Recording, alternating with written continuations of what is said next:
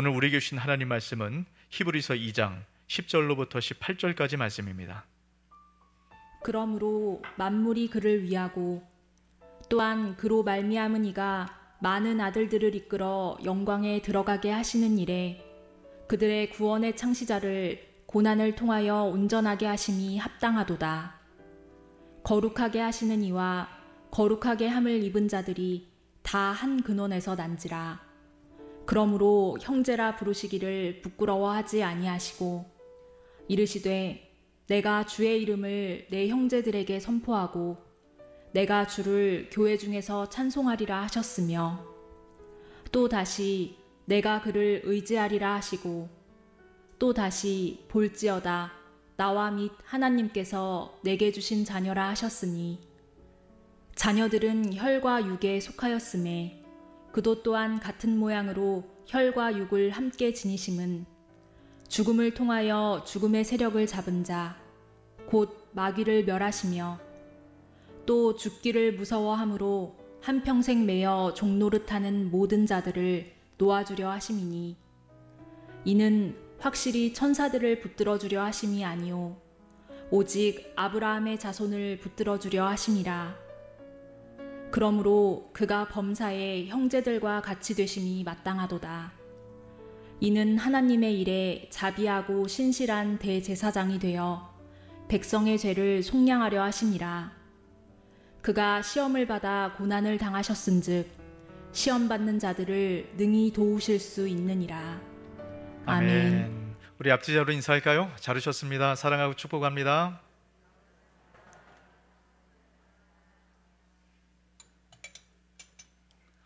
네, 우리가 이제 이번 주부터 히브리서 말씀을 함께 나누게 됩니다. 여러분, 이 히브리서 말씀은 참 중요한 말씀이에요. 아주 중요한 진리가 담겨져 있는 말씀인데요. 특별히 오늘날 우리가 살아가는 데 있어서 이 말씀은 정말 필요한 말씀입니다. 그래서 여러분, 이 히브리서 말씀, 이 말씀을 나눌 때 여러분 할 수만 있으면 이 말씀을 좀 잘 적으시면 좋을 것 같아요. 왜 그러냐면 이 말씀이 중요한 말씀임에도 불구하고 좀 어려워요. 그래서 여러분 이 말씀이 어떤 흐름 가운데 흘러가는가 여러분 좀 잘 적으시면서 오늘 말씀을 함께 나누었으면 좋겠는데요. 여러분, 그래서 이 히브리서 말씀이 중요하기 때문에 전체적으로 어떤 말씀으로 이 히브리서가 기록이 되어 있는가, 그런 이제 배경적인 말씀을 먼저 나누고 오늘 말씀을 함께 나누려고 합니다. 여러분, 이 히브리서 말씀은 누가 썼고 또 언제 어떤 상황에 썼는가 여러분 명확하지 않아요. 근데 이 성경에 나와 있는 이 전체적인 이 히브리서의 내용을 가만히 살펴보면 우리가 대략적으로 알 수 있습니다. 이 히브리서는 여러분 기본적으로 서신서입니다. 편지라는 얘기예요. 근데 일반적인 편지랑 조금 다릅니다. 이 히브리서는 이 편지 안에 설교문이 그대로 기록되어 있다고 생각하시면 됩니다. 이런 편지를 쓰는데 설교를 편지에 써서 보냈다, 이렇게 생각하시면 될 것 같아요. 여러분, 이 히브리서는 사도들에게 의해서 복음을 전해들었습니다. 그리고 믿음을 가진 유대인 출신 그리스도인들에게 쓰여졌다. 여러분, 이것을 꼭 생각하시고 이 히브리서 말씀을 보셔야 되는데요. 여러분, 이들은 참 믿음이 좋았던 것 같아요. 이 히브리서의 내용을 보면 이들은 정말로 힘들고 어려운 상황 가운데도 불구하고 가난하고 고통받고 약한 자들을 위해서 이런 손을 펴고 나누는 그런 삶을 살았습니다. 또 이런 예수님 믿을 때 참 이 고통 가운데 살았던 것 같아요. 그럼에도 불구하고 이 고난을 이겨내면서 예수님 믿었던 사람이에요. 자신들의 고난을 당함에도 불구하고 또 다른 고난을 당하는 사람들을 돌보는 여러분 그런 사람들이 이 히브리서를 받아봤던 이런 그런 사람들이었다라고 얘기를 합니다.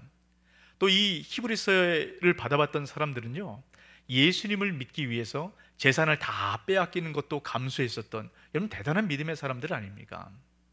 여러분, 이런 믿음의 경력, 신앙의 경력을 가졌던 사람들임에도 불구하고 여러분 이 사람들이 흔들린다는 얘기를 들은 겁니다.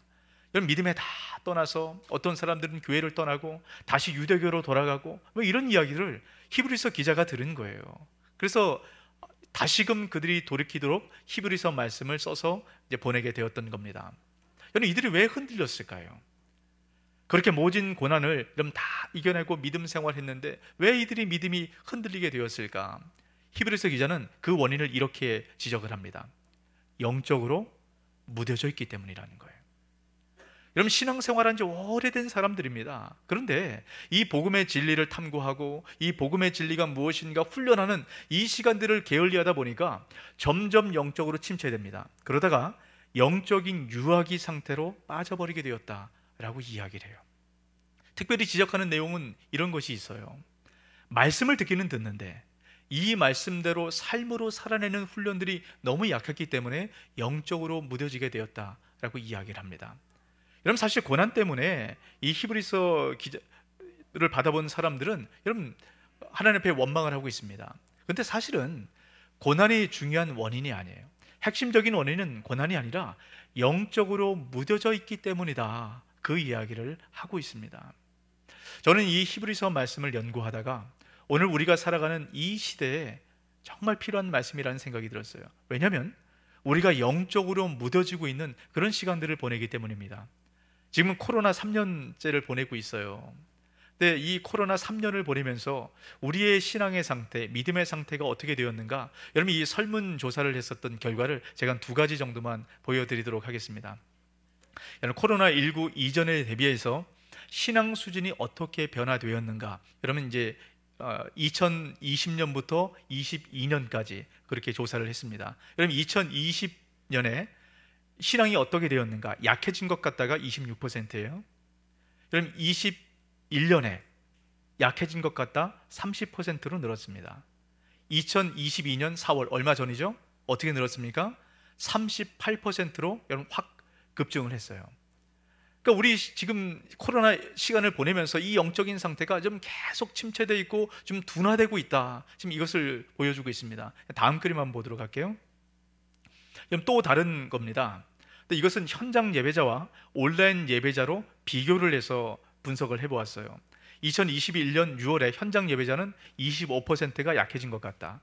2022년에는 33%로 그렇게 늘어났죠. 근데 온라인 예배자는 어떻습니까? 2021년은 39%, 2022년 4월은 44%. 여러분 온라인으로 예배하기 시작하면서 신앙의 상태가 점점 떨어지고 있다라고 이야기를 하는 겁니다. 거의 절반의 상태가 신앙이 약화됐다라고 얘기합니다. 여러분 지금 젊은 세대들은 특별히 온라인을 선호해요. 온라인에서 예배하기 좋다라는 겁니다. 근데 여러분 결과가 뭡니까? 예배하기 편하고 예배하기 좋은데 영적인 상태는 점점 더 둔화되고 있다라는 것을 직접적으로 보여주지 않습니까? 여러분 예배는 하나님과의 관계뿐만 아니라 이 수평적인 관계, 성도의 교제가 아주 중요한 측면을 차지하고 있어요. 여러분 그래서 온라인으로 어쩔 수 없이 예배하는 분들, 여러분 온라인으로 예배해야죠. 하지만 할 수 있다면 반드시 현장에 나와서 예배를 해야 됩니다. 우리 신앙의 상태를 위해서 여러분 그렇게 힘쓰고 애써야 돼요. 여러분 그렇다면 어떻게 합니까?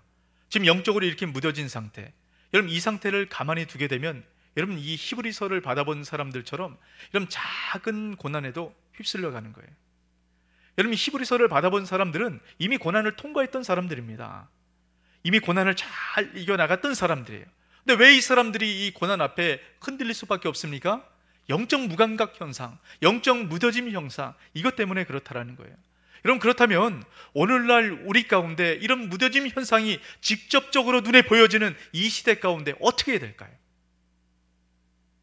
히브리서 기자가 이에 대한 답으로 히브리서를 써서 보낸 겁니다. 히브리서의 핵심은 딱 한 가지예요. 예수님이 어떤 분인가? 예수님을 알려주기 시작합니다. 여러분 우리 인생에 많은 문제가 있어요. 어려움이 있습니다. 고난의 문제가 있어요. 영적 무딤의 현상이 나타납니다. 이것을 해결할 수 있는 유일한 방법은 딱 한 가지입니다. 예수 그리스도가 어떤 분인지 더 명확하게 아는 거예요. 여러분 이 히브리서 말씀을 통해서 예수 그리스도가 어떤 분인지 여러분 머리로 알지 않고요, 여러분 가슴으로 알아내는 저와 여러분 되시길 주의 이름으로 축복합니다. 여러분 그럴 때 우리 가운데 있었던 모든 고난의 문제들, 어려움의 문제들, 여러분 이게 풀려요. 우리가 아무리 머리 싸매도 안 됩니다. 예수 그리스도를 알아갈 때 풀리게 되어 있어요. 여러분 지금까지 묵상을 하다가 혹시 묵상을 잠깐 멈춘 분이 계시다면 히브리서 말씀을 통해서 다시 묵상을 시작해 보시길 바랍니다. 이 히브리서 말씀을 묵상할 때 예수 그리스도로 가득 채워져서 예수 그리스도께서 인도하시는 그 풍성한 인생 살아가는 저와 여러분 되시길 주 이름으로 축복합니다. 자, 우리가 이제 이 히브리서 오늘 본격적으로 말씀을 나눌 텐데요. 자, 히브리서는 예수님이 어떤 분인가, 예수님을 그대로 드러내는 책이 히브리서다라고 말씀을 드렸어요. 그 예수님을 전하면서 가장 첫 번째로 히브리서 기자가 얘기했었던 예수님은 어떤 분인 줄 아십니까? 예수님의 신성에 대해서 얘기를 해요. 히브리서 1장을 보면 예수님이 하나님이시다, 이 얘기를 합니다. 예수님께서 이 세상을 창조하셨고요, 하나님 우편에서 이 세상을 지금 다스리고 계신다, 이 얘기를 지금 하고 있어요. 그러면서 특별히 천사와 예수님을 비교합니다. 여러분, 유대인들에게 있어서 천사는요, 지극히 뛰어난 천상적인 바로 그런 존재입니다. 여러분, 사사기를 보면 기드온에게 하나님의 사자가 나타났어요. 천사가 나타났습니다. 그때 기드온이 뭐라고 얘기합니까? 슬프도소이다, 이제 내가 죽게 되었도다 라고 얘기를 해요. 여러분, 이 하나님의 천사를 하나님의 권능을 가진 하나님의 분신과 같은 그런 존재로 유대인들은 인식하고 있었기 때문이에요. 여러분, 그런 지극히 뛰어난 천사를 예수님과 비교하면서 예수님은 그 천사보다 더 뛰어나고 더 높으신 분이다, 지금 이 얘기를 하기 시작합니다. 자, 그러면서 오늘 8절 말씀에 이렇게 얘기를 하죠. 만물을 그 발 아래 복종하게 하셨느니라. 이런 만물, 천사를 포함해서 그 모든 것들을 예수님께서 다 다스리고 예수님 발 아래 두셨다, 지금 그 얘기를 하고 있어요. 여러분, 어떻습니까? 우리가 믿는 예수님 바로 이런 분이에요. 우리가 믿는 예수님은 이 세상을 창조하셨고 여전히 이 세상을 다스려 가시고 우리의 모든 근심과 걱정과 문제를 다 해결하시고 이끌어 가시는 분이 우리가 믿는 바로 그 예수님입니다. 여러분, 이 예수님 생각할 때 이런 감격적이지 않습니까? 야, 내가 믿는 예수님이 이런 분이구나. 그런데 이 예수님을 생각할 때 감격적이지만 또 한편으로는 혼란스러워요. 지금 히브리서를 받아보는 사람들이 그런 겁니다. 예수님이 모든 것들을, 만물을 발 아래 두셨고 이 세상을 다스리시는데 왜 우리 가운데 그런 고통을 당하는가, 지금 이렇게 고민을 하고 있는 겁니다. 여러분, 이 히브리서를 받아보는 사람들만 그렇습니까? 우리도 같은 문제 아니에요? 여러분, 왜 우리가 예수님을 믿는데 왜 우리 삶 가운데 고통이 생기고 문제가 생기고 왜 어려움이 생깁니까?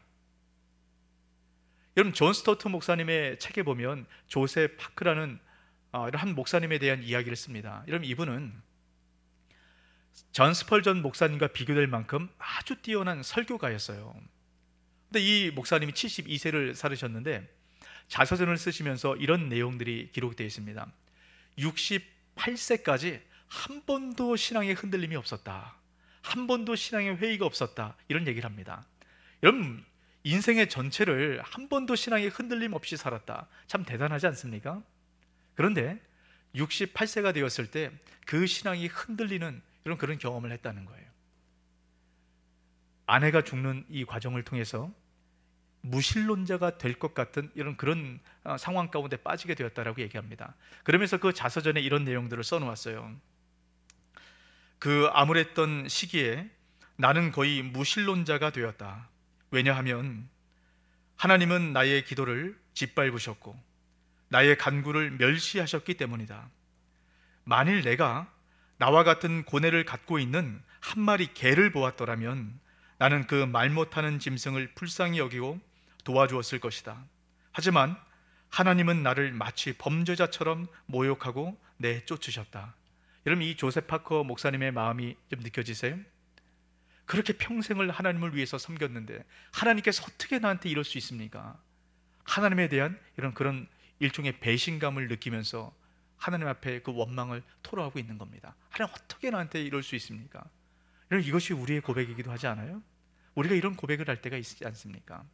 여러분, 그렇다면 우리가 예수님을 믿고 예수님을 따라가고 예수님께 그렇게 헌신했음에도 불구하고 우리 삶 가운데 고난이 찾아오는 이유가 뭘까요? 그것을 히브리서 기자가 8절을 통해서 답을 하고 있습니다.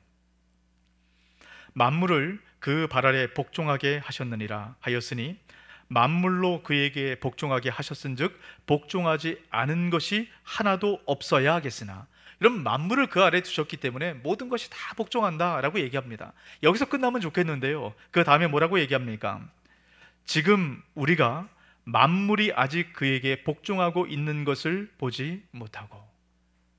지금 이 히브리서 말씀을 받아보는 사람들이 이 고난의 상황 가운데 하나님께서 모든 것을 만물 아래 그 발 아래 두셨다라고 얘기를 하는데 왜 지금 이런 고난이 있습니까? 이 만물을 발 아래 두신 것을 우리가 지금 보고 있지 않습니다. 이렇게 이야기하고 있다라는 거예요. 그러면서 9절 얘기로 이어져 갑니다. 여러분 9절에 뭐라고 얘기합니까? 오직 우리가 천사보다 잠시 동안 못하게 하심을 입은 자 곧 죽음의 고난 받으심으로 말미암아 영광과 존귀로 관을 쓰신 예수를 보니 이를 행하심은 하나님의 은혜로 말미암아 모든 사람을 위하여 죽음을 맛보려 하심이라. 여러분 왜 하나님께서 만물을 발 아래 두셨는데 이 만물을 발 아래 두신 것이 여러분 그렇게 보여지지 않는가? 여러분 그 답을 이야기를 하고 있는 거예요. 하나님께서 잠시 동안 천사보다 예수님을 못하게 하셨다라고 이야기를 하고 있는 겁니다. 여러분 이 말씀을 더 명확하게 설명하고 있는 것이 여러분 로마서 말씀이에요. 로마서 8장 22절에서 23절 표준 세번역으로 된 말씀인데요, 우리 같이 한번 읽어볼까요? 모든 피조물이 이제까지 함께 신음하며 함께 해산의 고통을 겪고 있다는 것을 우리는 압니다. 그뿐만 아니라 첫 열매로서 성령을 받은 우리도 자녀로 삼아주실 것을, 곧 우리 몸을 속량하여 주실 것을 고대하면서 속으로 신음하고 있습니다. 여러분 이 피조물들이 하나님 권능 아래 있지만 잠시 동안, 아주 잠깐 동안 신음하고 고통하고 있다라고 말씀을 합니다. 근데 이 신음과 고통은 예수님께서 다시 이 땅 가운데 오실 때 이 모든 고통들은 다 사라지게 된다라고 말씀하고 있습니다. 여러분 그래서 초대교회의 모든 신자들은 예수님께서 다시 오실 그날을 바라보면서 이 고난의 삶을 이어나갔습니다. 그래서 만날 때마다 이런 인사를 했어요. 마라나타, 주 예수여 오시옵소서. 주님 오실 그날을 바라보면서 이 고난을 이겨나갈 수 있었다라고 말씀을 합니다. 주님 오시면 이 잠깐 있을 고난이 사라지기 때문에 우리도 마찬가지 아니겠습니까? 우리 옆에 분에게 이렇게 한번 고백해 볼까요? 마라나타. 여러분 날마다 우리가 이 고백을 하면서 살아가야 됩니다. 여러분 특별히 우리가 놓치지 말아야 될 말씀이 있어요. 우리가 주님 오실 그때까지 잠깐의 고난을 겪게 됩니다. 그런데 이 고난을 뭐라고 표현했냐면 해산의 고통이라고 표현을 합니다. 여러분 해산의 고통이 어떤 겁니까? 저는 아이를 낳아보지 않아서 잘 모르겠는데요, 우리 여성분들이 아이를 낳을 때 이러면 얼마나 고통스럽고 얼마나 힘들어합니까? 저희 아이들을 낳을 때만 해도 우리 남편들이 이 출산하는 그 장소에 같이 있지 못했어요. 근데 이제 그 뒤로부터 출산하는 장소에 들어갔잖아요. 이제 그럴 때 아이를 낳을 때 여성분들이 너무 힘들다 보니까 이러면 어떻게 합니까? 남성분들 머리 막 붙잡고 남편 머리 흔들어 대고 뭐 이런 얘기를 우리가 간혹 듣게 되지 않아요? 그만큼 아이를 낳는 건 고통스럽습니다. 그런데 아이를 낳은 이후에는 어떻게 되나요? 그 고통이 기억나지도 않을 만큼 기쁨으로 가득 채워진다는 겁니다. 여러분 우리가 당하는 고통이 이렇다는 거예요. 우리가 이 세상에서 당하는 고통이 바로 이렇다는 겁니다. 지금 당장은 잠깐의 고통이 있지만 이 고통은 그 기쁨을 위해서, 영광을 위해서 우리가 고통을 당하는 것이다 라고 말씀을 하고 있습니다. 여러분 우리가 이 말씀을 마음 가운데 새기시면서 그 기쁨을 바라보시면서 이 고난의 시간들을 여러분 잘 이겨나가게 되시길 주 이름으로 축복합니다. 자, 그렇다면 그럼에도 불구하고 우리 마음이 뭔가 시원하지 않아요. 왜 해산의 고통이 필요한 것인가? 이런 그 이유에 대해서 10절을 통해서 이야기를 합니다. 그러므로 만물이 그를 위하고 또한 그로 말미암은 이가 많은 아들들을 이끌어 영광에 들어가게 하시는 일에 그들의 구원의 창시자를 고난을 통하여 온전하게 하심이 합당하도다. 자, 여러분 처음을 어떻게 시작하죠? 만물이 그를 위하고 또 그로 말미암은 이라고 얘기를 합니다. 그럼 1장에서 계속 얘기했던 천사보다 더 뛰어난 그 높으신 하나님, 그 하나님을 말씀을 하는 거예요. 그 하나님이신 예수님께서 구원의 창시자로 오셨다라고 말씀합니다. 여러분 구원의 창시자, 창시자 이 말은 선구자라는 거예요. 주님께서 이 구원을 이루실 때 어떻게 구원을 이루실 것인가 가장 첫 번째로 그 구원의 모습을 보여주신 구원의 창시자로 오셨다라고 말씀을 합니다. 그 구원의 선구자로 오신 예수님께서 어떤 방법을 통해서 구원을 이루셨다고요? 고난을 통해서. 고난이란 방법을 통해서 구원을 이루셨다라고 말씀을 하고 있습니다.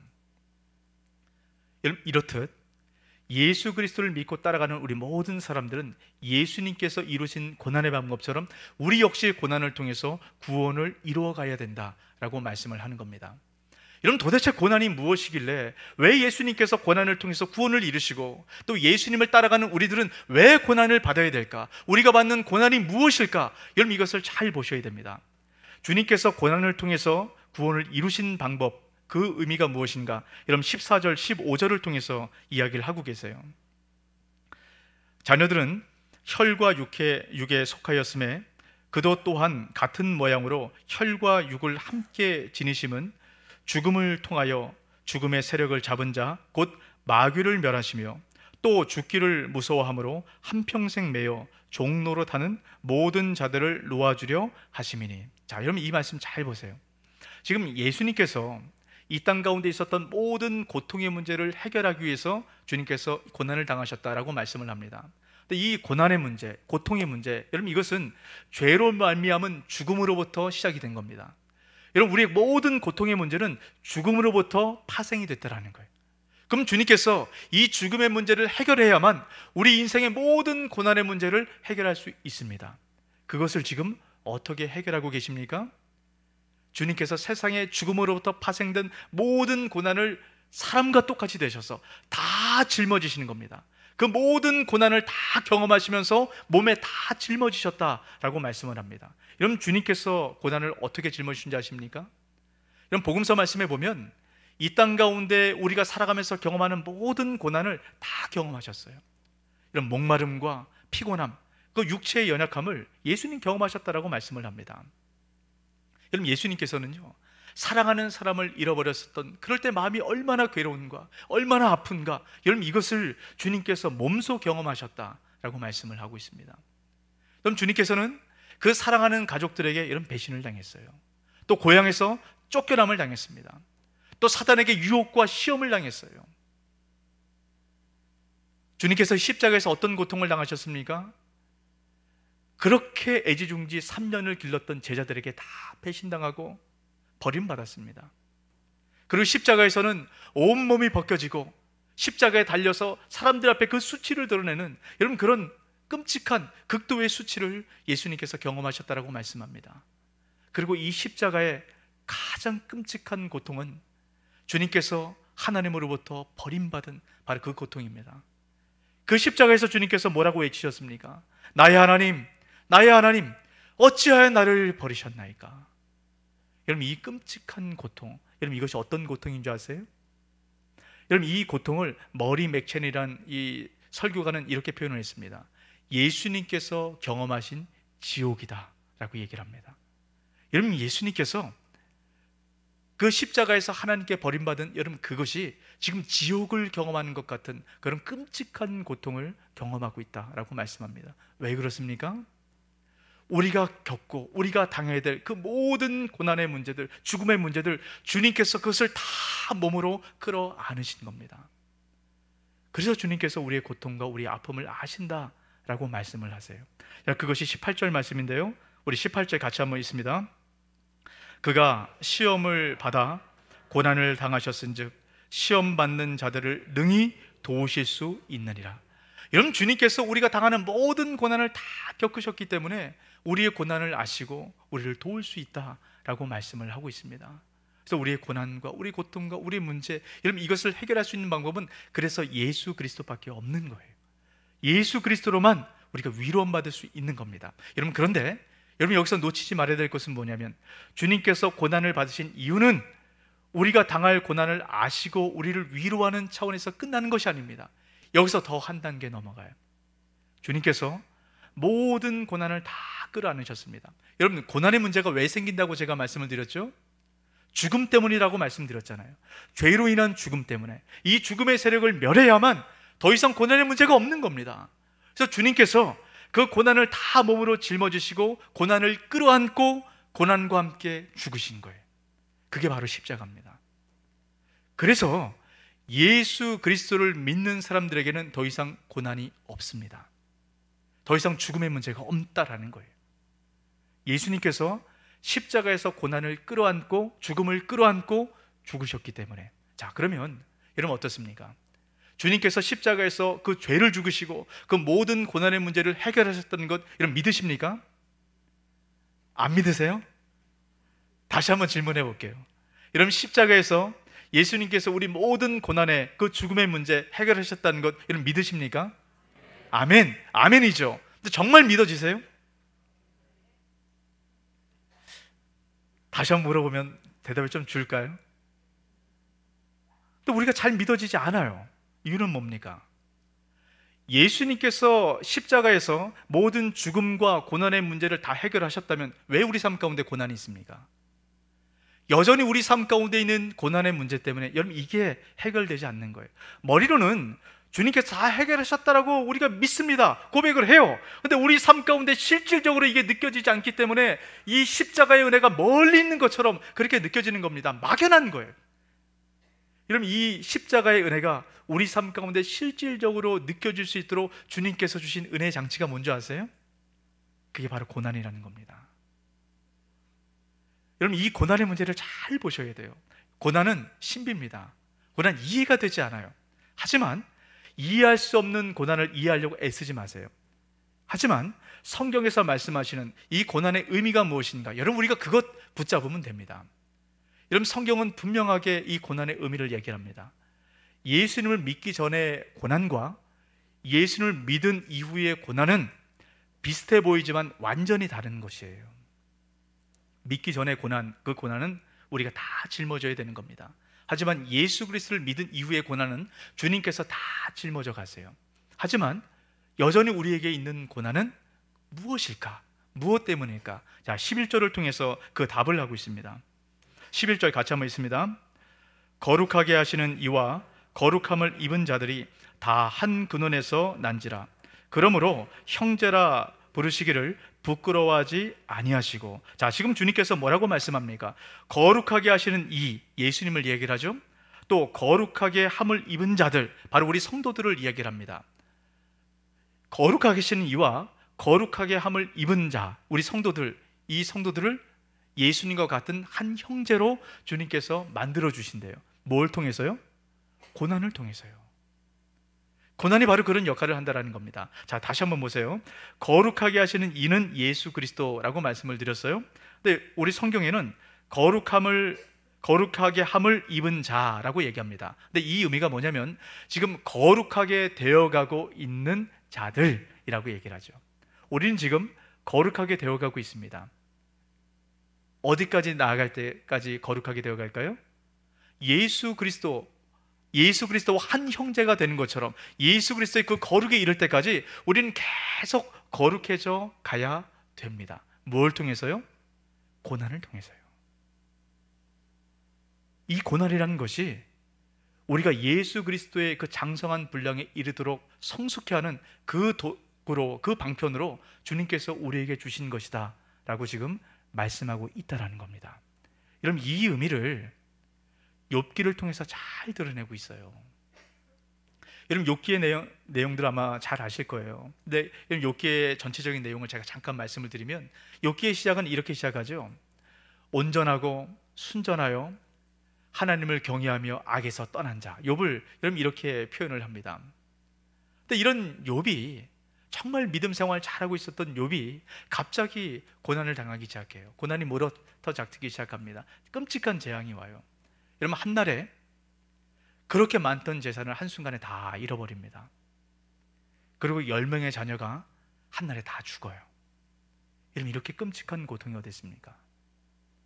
그리고 온몸엔 종기가 나서요, 기왓장으로 몸을 긁어야 될 만큼 여러분 그렇게 끔찍한 고통을 당합니다. 다 잃고 경제적, 또 자녀, 신체까지, 건강까지 다 잃어버렸어요.